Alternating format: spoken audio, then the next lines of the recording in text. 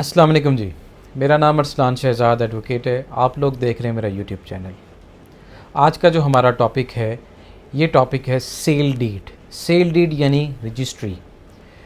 जब कोई प्रॉपर्टी को परचेज़ किया जाता है और उस प्रॉपर्टी को परचेज़ करने पर जो दस्तावेज़ तैयार किया जाता है, जिस दस्तावेज़ के ज़रिए मलकीती हकूक़ को किसी एक बंदे से मुंतकिल करके दूसरे के नाम ट्रांसफ़र करना, ये होती है रजिस्ट्री। रजिस्ट्री एक मोड है ट्रांसफ़र ऑफ प्रॉपर्टी का। प्रॉपर्टी को मुंतकिल करने का एक ज़रिया है, एक तरीका है, एक पैटर्न है। इसके अलावा और भी पैटर्न है, यानी आप अपने राइट को रिलिंक्विश करके भी प्रॉपर्टी को ट्रांसफ़र कर सकते हैं, गिफ्ट के ज़रिए भी ट्रांसफ़र कर सकते हैं, by the order of the court भी ये प्रॉपर्टी ट्रांसफ़र हो सकती है, या किसी मॉर्गेज के ज़रिए या किसी लीज़ के ज़रिए भी ये प्रॉपर्टी ट्रांसफ़र होती है। ट्रांसफ़र होने में भी कैटेगरीज़ हैं, कुछ परमानेंट ट्रांसफ़र है, कुछ टेम्परेरी ट्रांसफ़र्स में आती हैं। परमानेंट ट्रांसफ़र में ये सेल डीड, गिफ्ट डीड्स वगैरह आती हैं। टेम्परेरी ट्रांसफ़र में मॉर्गेज या लीज़ वगैरह आ सकती हैं। तो आज हम जिस टॉपिक पे बात करने जा रहे हैं वो टॉपिक है सेल डीड। सेल डीड यानी रजिस्ट्री, जिसको हम बैनामा भी कहते हैं। बैनामा यानी किसी प्रॉपर्टी को पैसों के इवज़ ख़रीदना और अपने नाम पर ट्रांसफ़र करवाना, ये है रजिस्ट्री, इसको कहते हैं बैनामा। तो हमारे इस टॉपिक में आज हमने जिन जिन बातों पे हमें डिस्कस करना है, वो सबसे इम्पॉर्टेंट ये है कि जी इसमें रेट्स क्या लगते हैं और रेट्स की कैलकुलेशन कैसे हो सकती है। तो रेट्स की जो कैलकुलेशन को हम समझने के लिए देखते हैं कि जी ये रेट्स किस तरह से निकाले जाते हैं और किस तरह से इनके ऊपर जो फार्मूलाज़ है उनको अप्लाई किया जाता है। तो उसको भी जानने के लिए सबसे पहले हम ये जान लें कि गवर्नमेंट अपने सालाना गज़ट में हर प्रॉपर्टी का रेट अनाउंस करती है, खा वो एग्रीकल्चरल लैंड है, खा वो जो है वो रेजिडेंशियल लैंड है या वो कमर्शियल लैंड है। हर प्रॉपर्टी का हर साल 1 जुलाई में डीसी बज़रिया गज़ट, ऑफिशियली गज़ट अनाउंस के ज़रिए एक रेट अनाउंस करता है, जिस रेट के ऊपर उस प्रॉपर्टी की जब भी कोई ट्रांसफ़र होती है तो उसके ऊपर जो रेट्स चार्ज किए जाते हैं, जो गवर्नमेंट फीसेस चार्ज की जाती हैं, वो उस डीसी के रेट के ऊपर चार्ज की जाती हैं। तो अब डीसी का जो रेट है वो अपने ज़िले में हर जगह का रेट बाय नेम अनाउंस करता है। जब आप डीसी का गज़ट देखेंगे तो गज़ट में हर प्रॉपर्टी के, यानी लाहौर में 9 टाउन्स हैं इस वक्त, तो 9 टाउन्स में हर इलाके का अलग-अलग से रेट है। वो रेट रेजिडेंशियल का सेपरेट है, कमर्शियल का सेपरेट है। फिर उसके ऊपर जो कवर्ड एरिया है, उस कवर्ड एरिया का पर स्क्वायर फीट रेट जो डीसी ने चार्ज करना है वो क्या है, वो भी उसके गज़ट में मेंशन होता है। अच्छा, इन डीसी के गज़ट के ऊपर चार्ज जो फीसेस चार्ज होती हैं वो है स्टैम्प ड्यूटी, वो है कॉरपोरेशन ड्यूटी, और इसके अलावा इस पे जो चार्ज की जाएगी वो है नक्शा ड्यूटी, नक्शा फ़ीस। तो इसके अलावा कुछ फीसेस और भी हैं जो इस प्रोविंशियल गवर्नमेंट को जाती है। वो रजिस्ट्रेशन ड्यूटी है जो एक नॉमिनल फ़ीस होती है। इसके अलावा एक कमीशन फ़ीस होती है, कंपैरिजन फ़ीस के नाम, कंपैरिजन एंड कमीशन फ़ीस होती है। इसके अलावा दो फीसेस ऐसी हैं जो कि फेडरल गवर्नमेंट के रेट के ऊपर अप्लाई करती हैं, यानी फेडरल गवर्नमेंट भी एक गज़ट इशू करती है जिसमें वो भी तमाम प्रॉपर्टीज़ का रेट इशू करती है। वो रेट रेजिडेंशियल भी बताती है, कमर्शियल का रेट भी इशू करती है। तो एफबीआर की, यानी फेडरल बोर्ड ऑफ रेवेन्यू के इशू किए जाने वाले गज़ट के ऊपर उनके रेट अप्लाई किए जाते हैं। फेडरल बोर्ड ऑफ रेवेन्यू पर किन किन फीसेस का तलाक होता है, यानी कौन सी प्रॉपर्टी, जब प्रॉपर्टी को परचेज़ करते हुए कौन कौन सी फीसेस जो है एफबीआर के रेट पे दी जाएंगी। वहाँ पे 2 फीसेस आती हैं, एक है विद होल्डिंग टैक्स और दूसरी है गेन टैक्स। इसके अलावा एफबीआर के रेट पे कोई फ़ीस इस वक्त चार्ज नहीं होती। लेकिन ये बात है आज की, इसमें टाइम टू टाइम वेरिएशंस आती हैं। गवर्नमेंट बाज़-औक़ात फीसेस को डिक्रीज़ और बाज़-औक़ात इंक्रीज़ करती रहती हैं। ये रेट भी चेंज होते रहते हैं और इनकी परसेंटेजेस भी चेंज होती रहती हैं।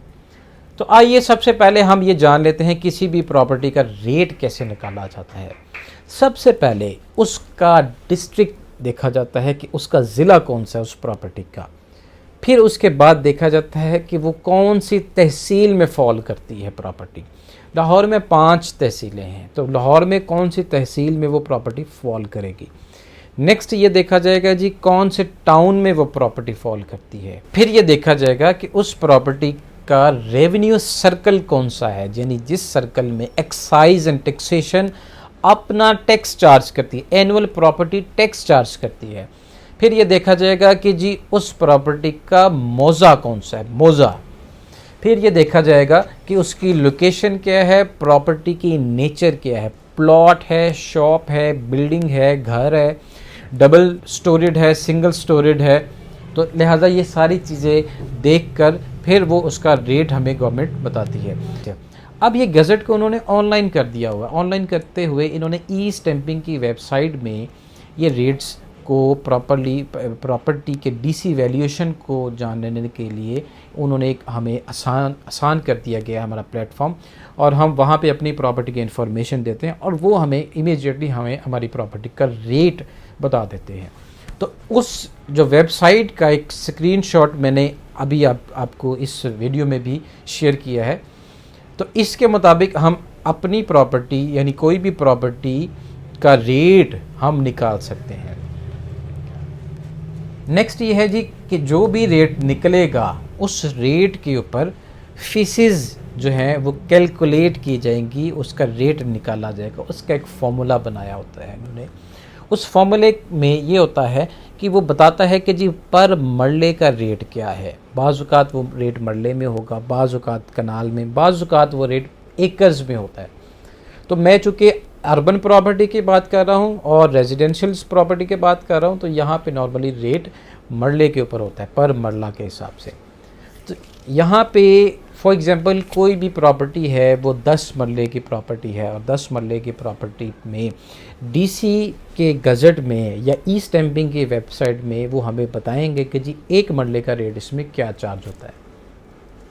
उस जो भी रेट हमें वो बताएंगे वो 10 मरले के साथ उसको मल्टीप्लाई करेंगे, यानी जो भी रेट है multiply by 10 is equal to वो जो अमाउंट आएगी वो हमारे 10 मरले का रेट होगा। अच्छा, अब 10 मरले के ऊपर अगर तो घर बना हुआ है और वो घर जो है वो कितने स्क्वायर फीट में बना हुआ है, ये 10 के 10 मरले के ऊपर बना हुआ, तो एक मरला 225 का है यहाँ पे। तो 225 को मल्टीप्लाई किया जाएगा, डीसी हमें उसका भी रेट बताएगा एक पर स्क्वायर फीट के ऊपर कंस्ट्रक्शन का वो कितना उसके ऊपर चार्ज करेगा, क्या रेट अप्लाई करेगा, या 1500, 1200, 1700, 2000 व्हाट्सएवर, वो जो भी है वो प्रॉपर्टी का डिफरेंट होगा।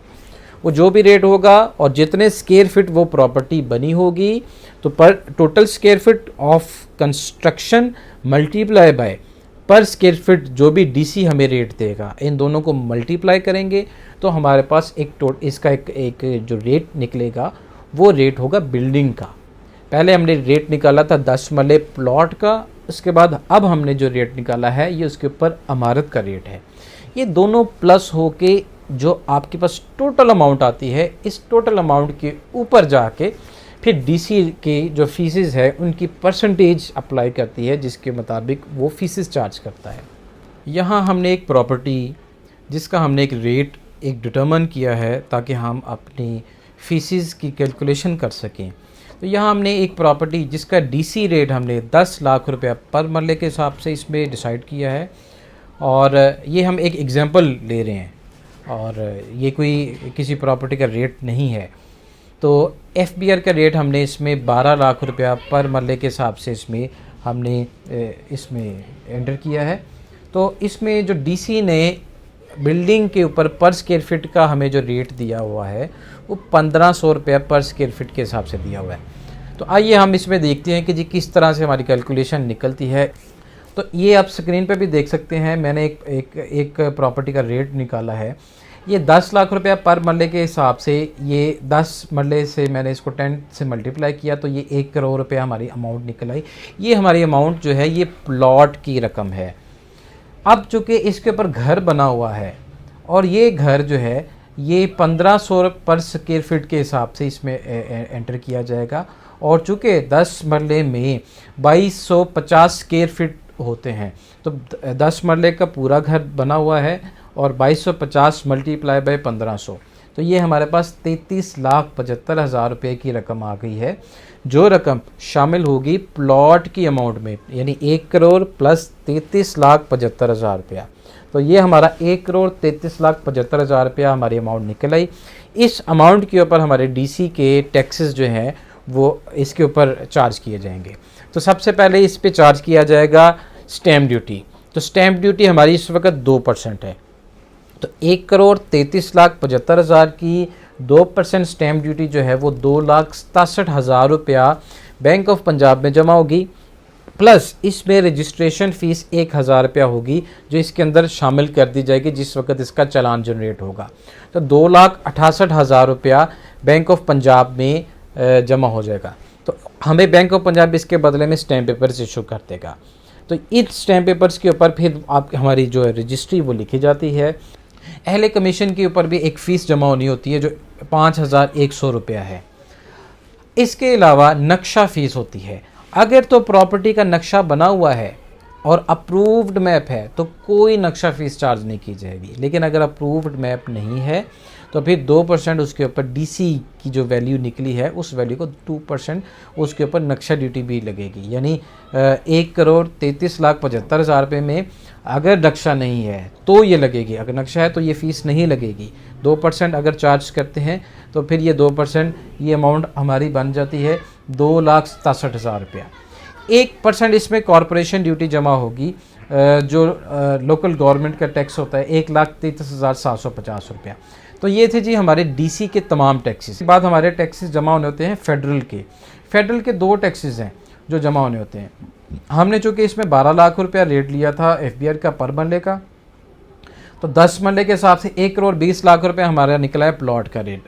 इस पे इन्होंने कवर्ड एरिया का रेट नहीं दिया होता, चूँकि कवर्ड एरिया का रेट फिर डीसी का ही इसमें लिया जाता है। 1,500 रुपया पर स्क्वायर फीट के हिसाब से 2,250 स्क्वायर फीट का जो घर है उसमें इसका रेट जो निकला है वो 33,75,000 निकला है। तो इस 33,75,000 जमा होगा 1,20,00,000 में, जो अमाउंट हमारी निकलती है 1,53,75,000 रुपया। ये है एफपीआर की वैल्यू उस प्रॉपर्टी की 10 मरले की। इसके ऊपर एफपीआर के रेट चार्ज होंगे। एफपीआर का जो रेट है वो 2 रेट चार्ज होंगे इसमें। एक है विद होल्डिंग टैक्स जो परचेज़र ने देना होता है। अगर तो परचेज़र फाइलर है उसकी टैक्स रिटर्न जमा होती है और वह एक्टिव फाइलर है तो वो 2% इसमें अपना विद होल्डिंग टैक्स जमा कराएगा, जो इसमें कैलकुलेशन के हिसाब से 3,07,500 रुपया बनता है। और अगर वो नॉन फाइलर है तो वो 7% टैक्स जमा करवाएगा एफबीआर की वैल्यू के ऊपर 7%।